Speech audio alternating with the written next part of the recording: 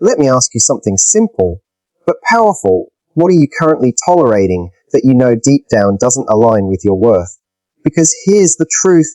Your standards are not some abstract, they are not a wish list. They are the day-to-day decisions that teach the world how to treat you.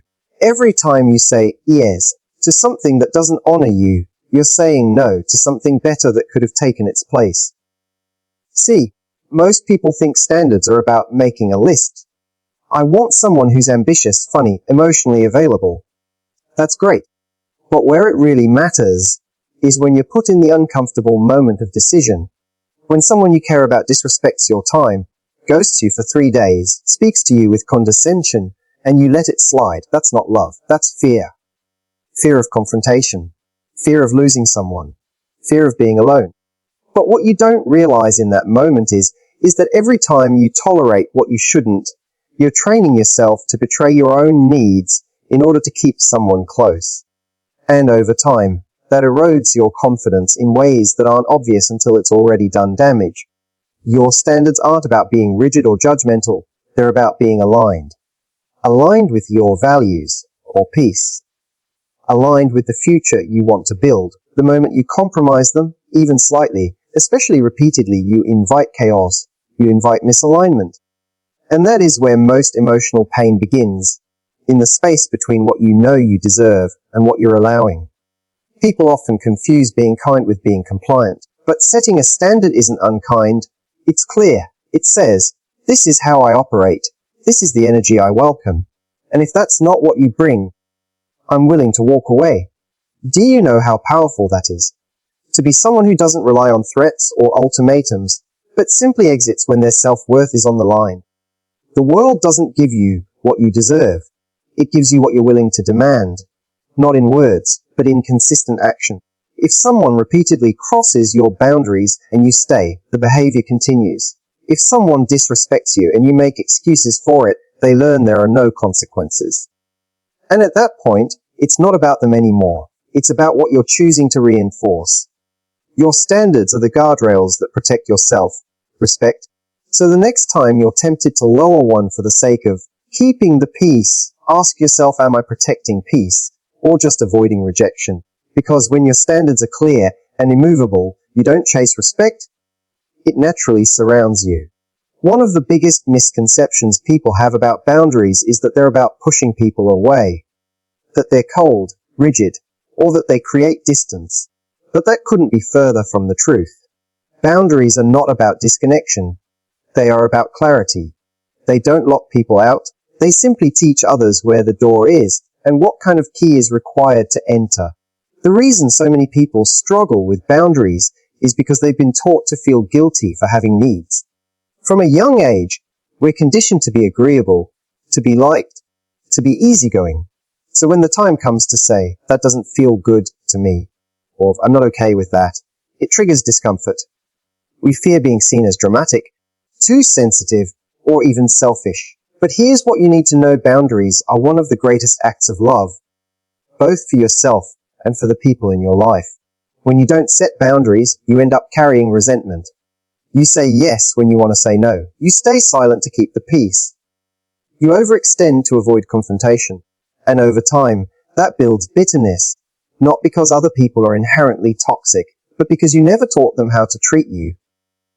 And if you don't teach them, they'll assume you're fine. Because from the outside, you look like you're coping. But inside, you're slowly disconnecting from yourself. Boundaries aren't walls to keep love out. They're filters that protect your energy, your values, your time.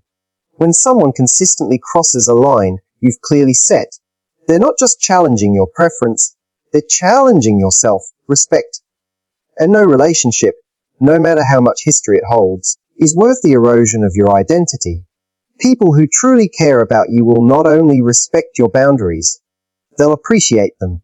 Because boundaries create safety. They let others know where you stand. And when someone knows what is and isn't okay with you, they can show up in ways that build trust instead of confusion. It removes the guesswork. It removes the emotional landmines. And that makes space for real intimacy. If someone responds poorly to your boundary, that's not a reflection of your boundary being wrong. It's a reflection of their relationship with control, entitlement, or their own discomfort with being held accountable. So remember this, you are not difficult for having standards. You are not selfish for needing space. And you are not cold for choosing self-preservation over constant people-pleasing. Boundaries are not about creating distance. They're about creating direction. They show others how to walk with you, not over you. And the people meant to stay in your life, they won't see your boundaries as rejection. They'll see them as instruction on how to love you better. It's easy to fall for words. They're beautiful. They're persuasive. They're the poetry of early romance and the apology after a mistake. Words are how people express desire, regret, promises. But when it comes to knowing who someone really is and what you mean to them, their behavior is the only reliable currency. Because anyone can say, I love you. Anyone can say, I miss you, or you're the one. But those phrases, no matter how powerful they sound, lose all value if they're not followed by consistent, respectful, intentional action. This is where so many people get hurt. Not because they didn't see the truth, but because they ignored the evidence in front of them. We want to believe in potential. We want to believe in intentions. But the person who shows up late, cancels last minute, forgets what matters to you, dismisses your needs, that is the real person. Not the one who texts sweet things at 2 a.m. or says all the right things when you threaten to walk away. Words can keep you emotionally hooked long after the behavior has told you it's time to move on. It's why people stay in situations where they feel neglected, confused, or unprioritized, because the language sounds like love even when the treatment doesn't. That's emotional contradiction. And emotional contradiction is exhausting. If someone says they care, but their behavior makes you feel invisible, you have to believe the behavior. If someone says, I want to be with you, but makes no effort to spend real time, to invest emotionally, to grow with you, you have to stop clinging to what they say and start honoring what they show. Behavior is truth in motion. It doesn't lie. You don't have to decode it. You don't need to analyze every text message or overthink every phone call. You simply observe, are their actions matching their words? If not, you have your answer, no matter how romantic, apologetic, or poetic they sound. And let's be honest, people treat you the way they feel they can get away with. If someone knows you'll stick around for the sweet talk, even when the actions are inconsistent, they have no reason to change. Not because they're evil, but because they've been taught that performance is enough. So here's what you don't: raise the standard. Stop being seduced by potential and start being impressed by consistency. Stop listening to the highlights and start watching the patterns. Because love, real love, isn't just about what someone says when it's convenient. It's how they show up when it's not. It's the effort they put in when no one's watching. It's the little, unglamorous choices that prove, over time, that they're safe, solid, and sincere. If you want peace, trust behavior. If you want clarity, trust patterns. And if you want a relationship that lasts, never let words talk you out of what actions are trying to tell you. Every interaction you have, every ease you give, every silence you maintain, every excuse you make for someone's poor behavior, is either reinforcing your value or eroding it. Whether you realize it or not, you're always teaching people how to treat you, not with lectures, not with long conversations, but with what you respond to and what you let slide. The reality is, most people aren't intentionally trying to cross your boundaries. They're just doing what works for them. People test limits, not necessarily because they're malicious, but because they're human. They want ease, comfort, freedom. And if you show them that they can be late, be flaky, be disrespectful, disappear and reappear on their terms, and you'll still be there, still responding, still giving them access to you, why would they change?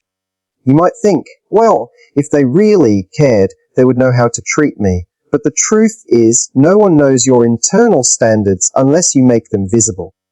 And here's the key: you don't teach people with your words. You teach them with your boundaries, with your decisions, with your willingness to walk away when those decisions aren't respected. When someone mistreats you once, it's a test.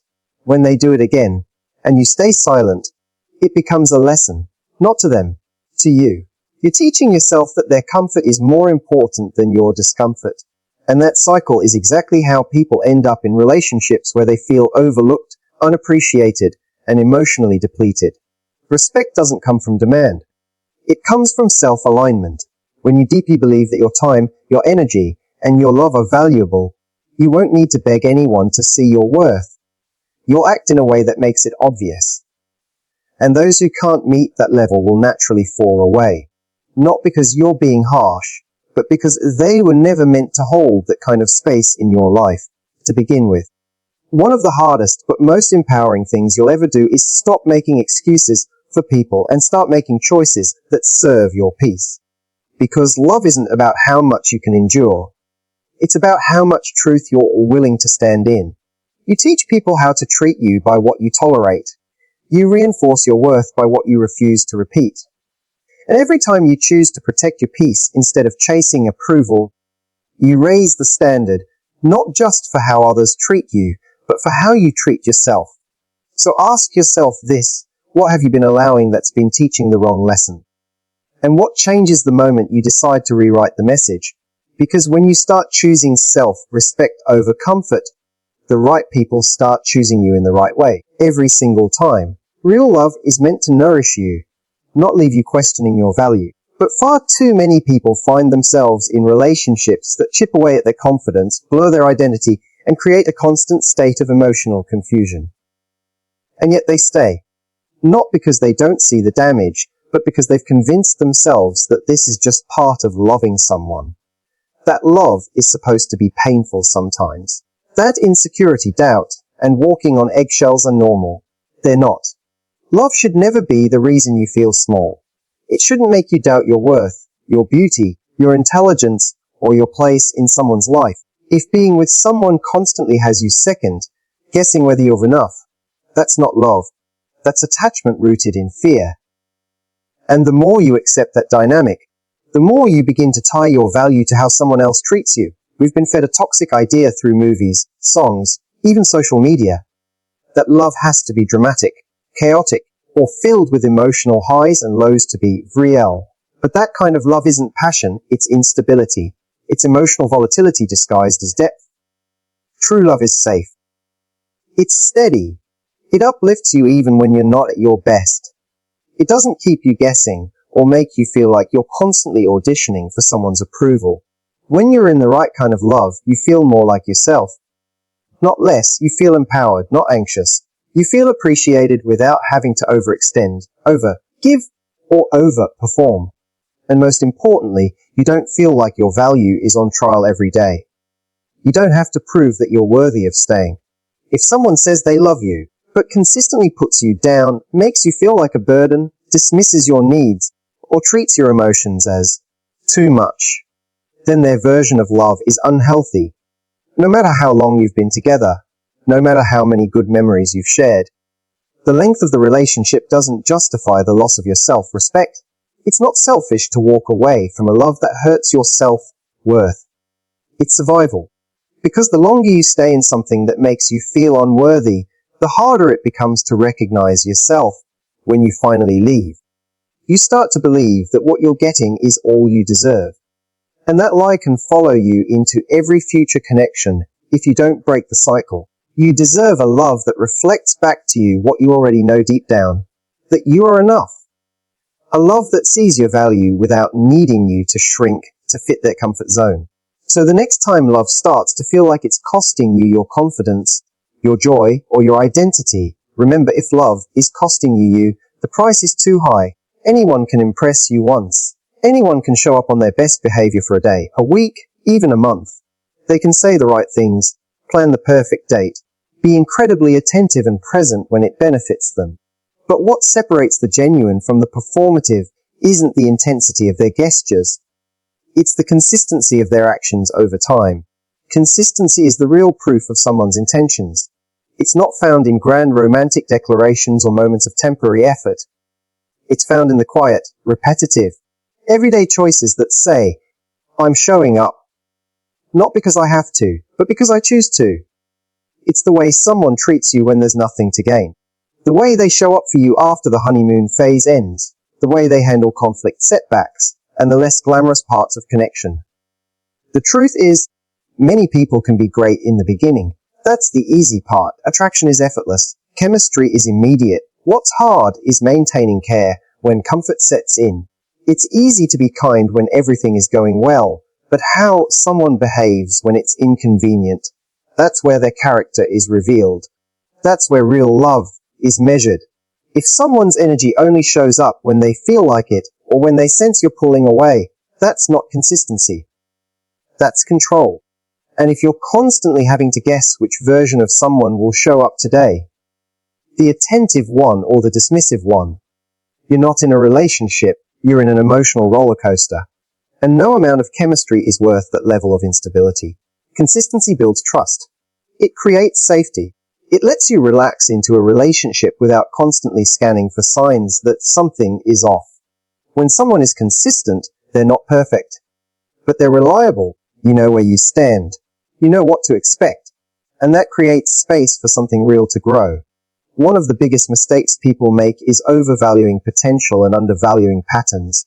They fall in love with how good things could be, instead of looking at how good things actually are, consistently. But the person who's meant to be in your life won't need to be chased, reminded, or guilted into showing up.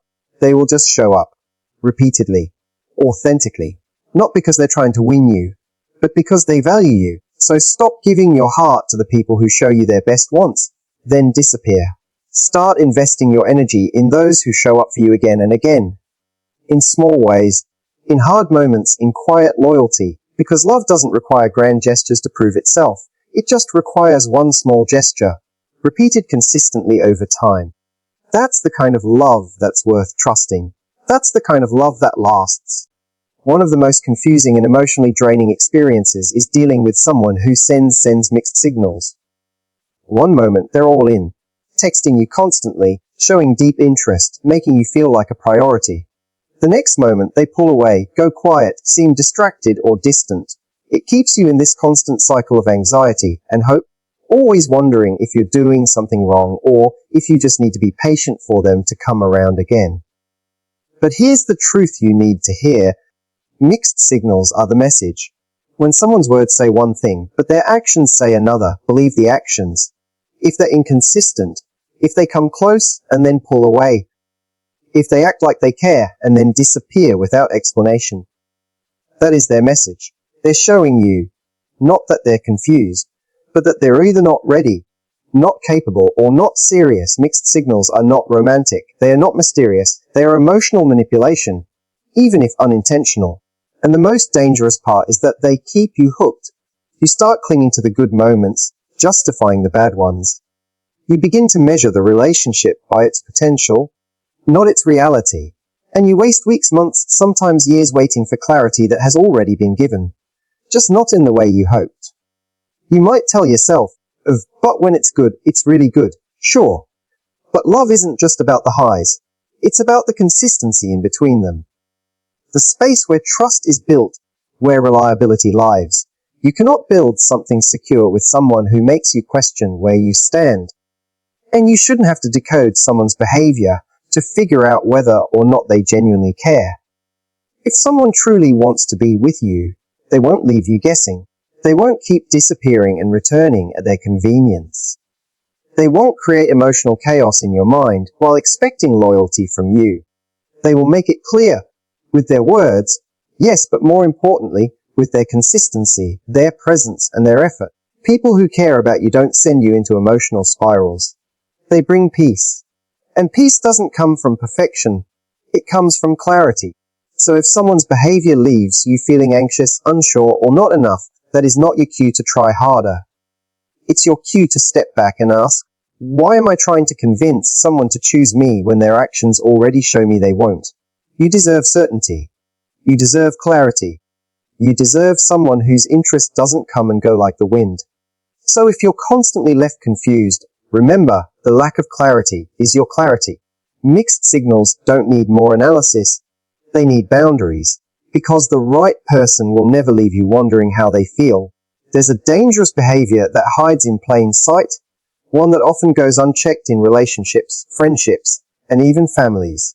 It's when someone makes a comment that stings, humiliates, or chips away at your confidence, and then shrugs it off with, relax, it was just a joke. But let's be clear, a joke that tears you down isn't funny. It's disrespect. Humor is supposed to connect people, bring lightness, and deepen intimacy. But when someone uses sarcasm, teasing, or playful insults as a mask for criticism, it's no longer humor. It's a form of emotional manipulation. Because in those moments, you're being put in a no-win situation. If you laugh along, you're silently accepting the disrespect. If you speak up, you're told you're too sensitive, or that you can't take a joke. That dynamic is designed to protect the other person from accountability while putting you on the defensive. And the more it happens, the more you begin to question yourself. Maybe I am too sensitive. Maybe I shouldn't have taken it personally. But the moment something makes you feel small, embarrassed, or dismissed, it is personal, and you're allowed to name that.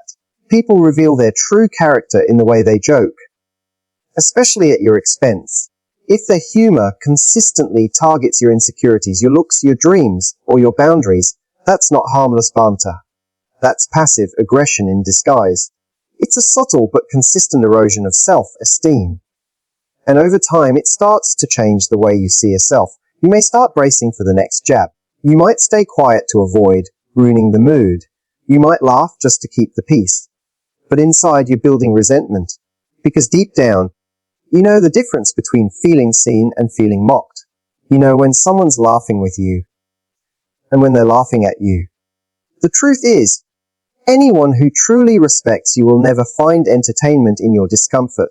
They will never try to bond through belittling. And if they do cross a line and you call it out, they will apologize sincerely, not make you feel guilty for standing up for yourself. Don't let someone use humor as a weapon and then blame you for bleeding. You're allowed to set the boundary. You're allowed to say, that might be a joke to you, but it doesn't feel good to me. And the right people, they won't argue or make excuses. They'll listen and adjust, because love, friendship, and respect are not built on ridicule. They're built on emotional safety, on knowing that your vulnerabilities won't be used as punchlines, on knowing that you don't have to toughen up to be treated kindly. So the next time someone hides behind a joke that hurts, don't second guess your feelings. Trust them. Because if it didn't feel like love, it probably wasn't.